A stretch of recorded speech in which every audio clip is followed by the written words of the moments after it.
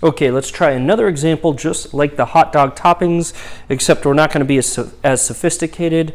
We're just going to do 3 letters. How many subsets could you have of the set A, B, and C? So I don't care what they stand for. Maybe you could think of it as pizza toppings being pepperoni, sausage, and mushroom. I don't really care. How many subsets could you have here? Well, you always start off with nothing, which is the empty set. Then you do each individual one by itself. So just A, just B, and just C. Now we're going to do all the pairs. You could have A with B. You could have A with C, or you could have B with C. Again, we don't need to pair B with A again because we've already paired A with B, so the order doesn't matter, right? So no repetition there. Then the only thing left we have, it seems, is 3 toppings, or, well, it's not toppings, 3 letters. Still stuck on the last problem, right? A, B, and C. So again, I'm just going to make a note here. I'm going to say how many letters were there. There were 3, and then how many subsets were there?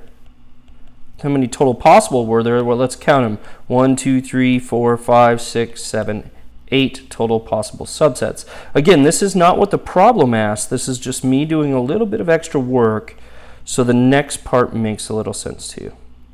All right. So with subsets, the first task that I gave you was list all subsets. The second task I'm going to give you is how many subsets are there.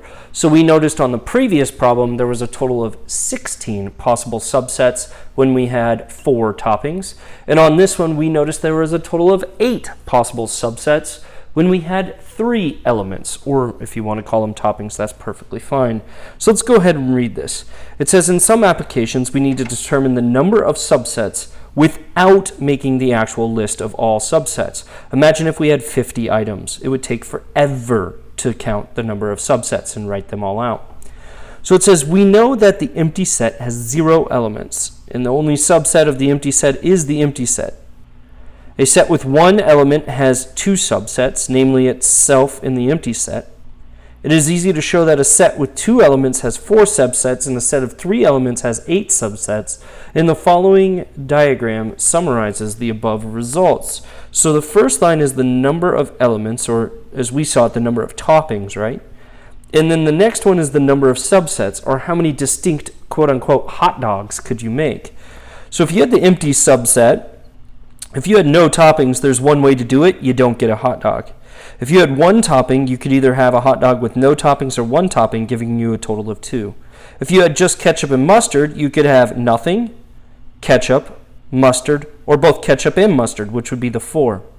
For 3 elements, we just did an example right here where we determined that it was 8 total possible. For 4 elements, we did that on the previous page. We determined that it was 16. So what are you noticing happening? As the number of elements increases by 1, what's happening to the number of subsets? And it looks like the number of subsets is doubling every single time. In other words, we have repeated multiplication by 2. If we have 1 object, we've only multiplied by 2 once. If we have 2 objects, we've multiplied by 2 twice. 3 objects, we've multiplied by 2 3 times. So that's 2 times 2 times 2, right? So that's really, if you use it, I don't know if you remember exponential notation, that's really 2 cubed. This is 2 squared. This would be 2 to the first. This is 2 to the 0. This is 2 to the 4th. So what you should notice is the number of subsets is 2 raised to the power of however many elements there are.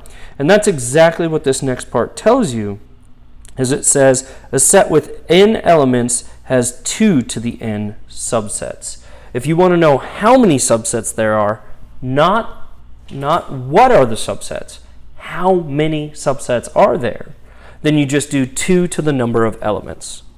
Okay? So it gives an example. It says the set 1, 2, 3, 4, 5, 6, 7 has 7 elements. So it would have 2 to the 7, which is 128 subsets. Can you imagine writing all those out?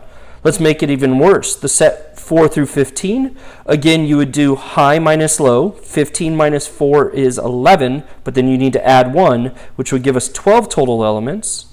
So it would have 2 to the 12th, which is 4096 subsets.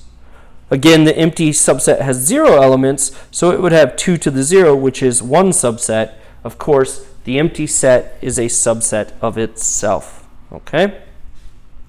So, pizza variations. It says, a restaurant sells pizzas for which you can choose 7 toppings. 7 toppings. So that's our in value here. We have 7 toppings. How many different variations of pizza can the restaurant serve? So what they want to know is how many subsets are there? How many different pizzas can you serve? Well, that's how many subsets. Well, we know that is going to be, from this formula, 2 to the n, and again, that's something I'd be putting in my note card. The number of subsets is 2 to the n, where n is the number of elements in the set, or the cardinality of the set. So in this case, it would be 2 to the 7th. Well, go ahead and put 2 to the 7th in your calculator. Again, it's 2, and then you're going to hit that little caret button, the arrow that points upwards, okay? And then you hit a 7. When you put that into your calculator, see if you're getting the same as me. I'm getting 128 variations of pizza.